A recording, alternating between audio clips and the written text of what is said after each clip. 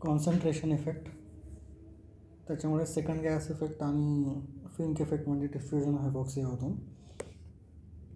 तर inspired concentration is directly proportional to alveolar concentration, आणि मग अल्व्हेओलर ॲब्सॉर्ब होतं, त्याच्यामुळे मग rate of rise of alveolar पण त्याच्या प्रपोर्शनमध्ये वाढतो. इन्स्पायर्ड वाढवलं की अल्व्हेओलर पण वाढतं, म्हणून त्याचा रेट पण वाढतो आहे. तर N2O poor blood gas solubility आहे 0.47. तर सगळ्यात कमी आहे झेनॉन 0.115. त्याच्यानंतर मग डेस आहे 2 नंबरवर. हे तिघे 0.4 तिघे होते, 2च आहे. डेस आणि हे 0.4च्याच रेंजमध्ये 0.42 हा 0.46. CO मग 0.65 आहे, आणि मग आयसो आहे 1.46.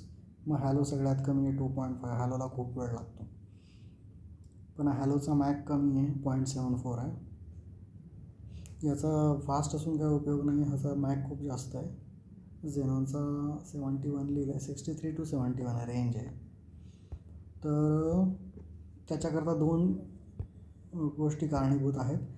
कॉन्सन्ट्रेशन इफेक्टसाठी 2 गोष्टी कारणीभूत आहेत.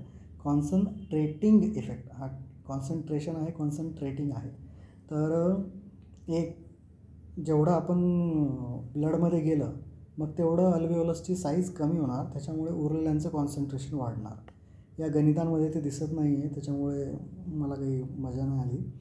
तर अपटेक झाला ब्लडमध्ये की अल्व्हेओलसमधलं साईज कमी होणार, त्याच्यामुळे अल्व्हेओलसमध्ये कॉन्सन्ट्रेशन वाढणार.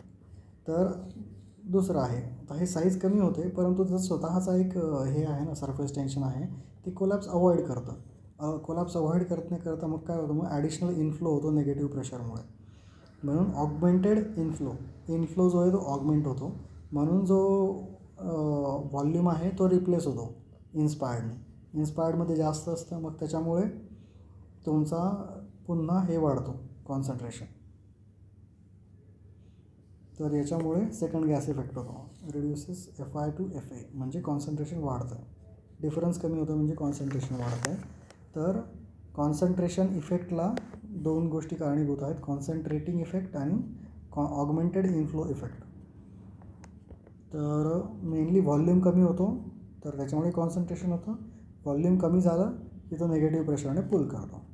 सिमिलरली सेकंड गॅस इफेक्ट, तो पहिल्याचं अपटेक झालं की दुसऱ्याचं कॉन्सन्ट्रेशन होतं, आणि पुन्हा निगेटिव्ह प्रेशर जनरेट होतं, तर इन्फ्लो ऑगमेंट होतो. मग इन्स्पायर्डमध्ये जास्त असतं, त्याच्यामुळे याच्यात पण जास्त होतं अल्व्हेओलसमध्ये. तर हा फक्त 5 ते 10 मिनटंच टिकतो, याच्यावर नाही. म्हणून सुरुवातीला आणि शेवटी 5 ते 10 मिनटं तेवढाच त्याचा इफेक्ट आहे, खूप प्रॉब्लेम नाही आहे. तर याचा 0.47 असल्यामुळे तो इफेक्ट आहे की हा फास्ट डिझॉल्व होतून फास्ट बाहेर येतो. तर हा काय करतो की ऑक्सिजनला रिप्लेस करतो, म्हणजे आता रिटर्न येते गाडी, तर हा ऑक्सिजनला डिस्प्लेस करेल, डायल्यूट करेल.